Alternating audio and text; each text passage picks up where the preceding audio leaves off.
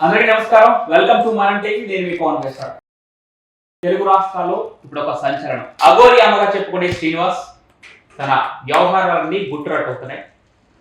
ఈరోజు మంగళగిరికి చెందినటువంటి శ్రీవర్షిని ఫస్ట్ తనతో పాటు తీసుకెళ్ళడం జరిగింది.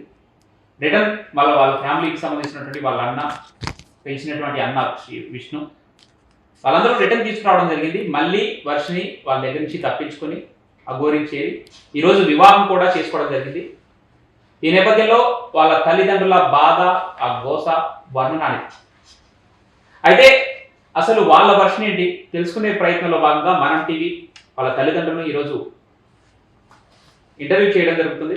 వారి బాధ ఏంటో వాళ్ళ మాటలోనే వినే ప్రయత్నం చేద్దాం. అసలు వాళ్ళు ఏం డిమాండ్ చేస్తున్నారు, వాళ్ళ ప్రయత్నపూర్వకంగా వారి కూతుర్ని ఇంటికి తెచ్చుకునేందుకు వాళ్ళ ప్రయత్నాలు ఏ విధంగా సాగుతున్నాయి, వాళ్ళ మాటలను తెలుసుకునే ప్రయత్నం చేద్దాం. హర్ష నమస్తే. కోటయ్య గారు నమస్తే.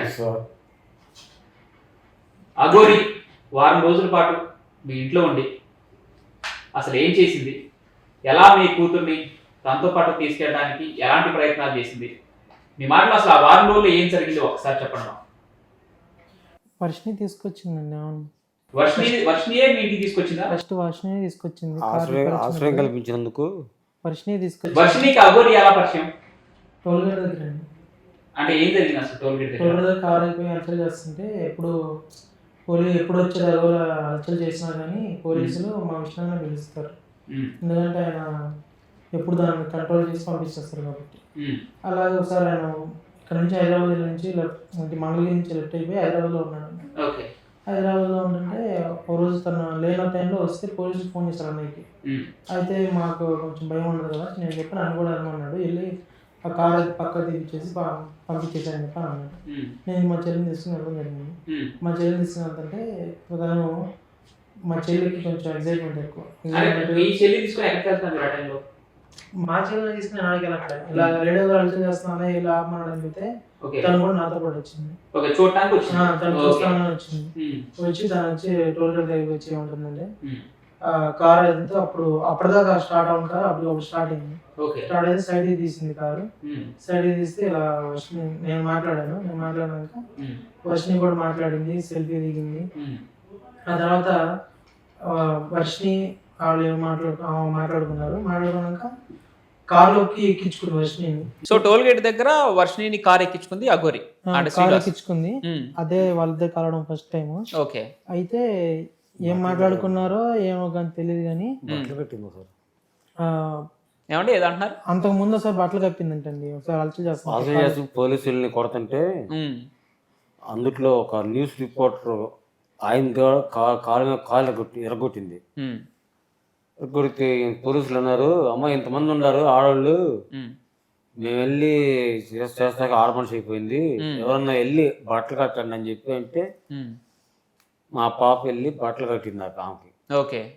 బట్టలు కట్టినాక అమ్మ నీ పేరేంటంటే నా పేరు వర్షిని అండి, శ్రీవర్షిని ఉంది. ఎస్ఐ గారు కొంచెం ఆమెను పట్టుకుని మా వ్యాన్ ఎక్కించాలని చెప్పాను. ఆమె మా అమ్మ చేత వ్యాన్ ఎక్కించారు. ఓకే. వ్యాన్ ఎక్కించినాక అఘోరా కానీ అఘోరా చాలా ఆ శ్రీనివాసం పట్టుకుని మంగళగిరి టౌన్ పోలీస్ స్టేషన్ దాకా మా అమ్మాయి తోడుకుని తీసుకొచ్చి వాళ్ళకి అప్పచెప్పింది. ఓకే. అక్కడ బాగా పరిచయం, క్లోజ్ అయ్యారు. అప్పుడు ఇంత ధైర్యంగా వచ్చేందుకు ఎవరు రాకపోయినా వచ్చావు, నీ నంబర్ ఇవ్వమని చెప్పి నా అమ్మాయి నంబర్ తీసుకుని అప్పటి నుంచి నంబర్ కాంటాక్ట్. ఈ విషయాలని మీకు ఎలా తెలుసు? మీ కూతురు చెప్పిందా మీకు? మా అమ్మ చెప్పింది, నన్ను పప్ప ఇట్లా జరిగింది ఇలా జరిగింది, నేనే బట్టలు కట్టాను. ఏసఐ గారు అప్పుడు నారాయణ గారు ఉండేవాళ్ళు. ఏసఐ గారు వర్షిని నువ్వు తీసుకునిరా చేసిన దాకా అని చెప్పి నన్నే ఎక్కిచ్చారు అని నా పప్ప అనేది డాడీకి. అదేలేండి.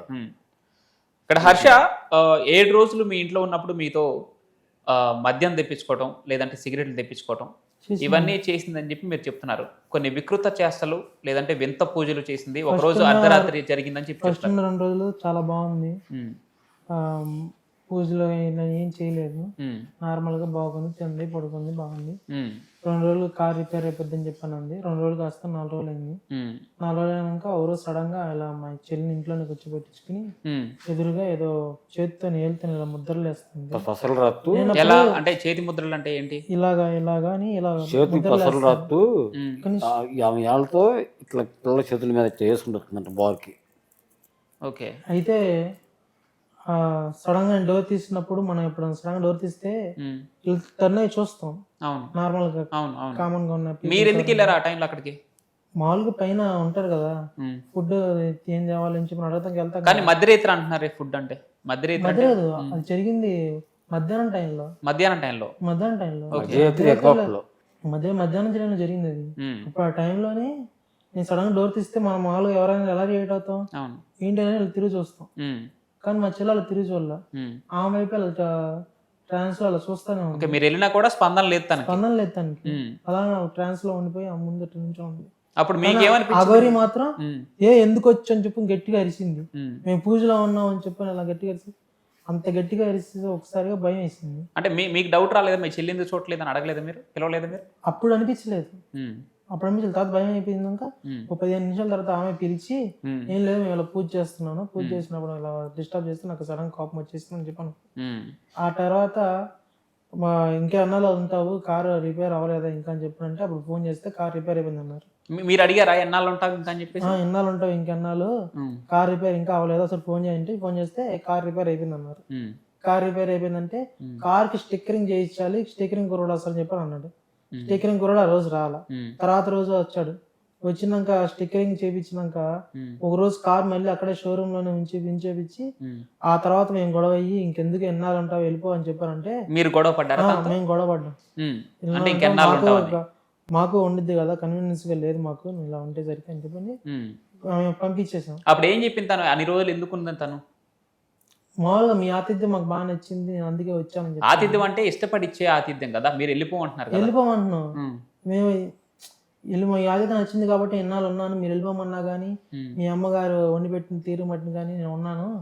నాకు ఇలాంటి ప్రేమ అపేక్షలు ఏమి లేవు, ఒకసారి ఇలా చూపించేసరికి ఉండాలి ఉన్నాను అంతే, ఎందుకు ఉంటానని చెప్పి వెళ్ళిపోయింది. అప్పుడు మీతో పాటే మీ చెల్లి కూడా చెప్పిందా వెళ్ళిపోమని? తను చెప్పలేదు. ఒకసారి దానికి ముందు రోజు ఏం జరిగిందంటే తను ఇలానే గొడవ చేసి వెళ్ళిపోమని చెప్పని పంపించేస్తాం.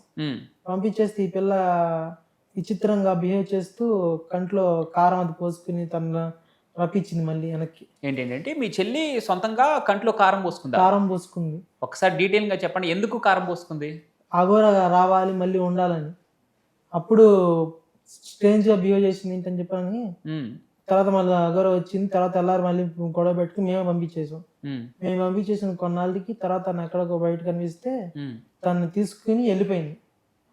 కారం పోసుకోవడం ఇంకేం చేసింది? అదే చేసింది, అలానే బిహేవ్ చేసింది స్ట్రేంజ్ గా.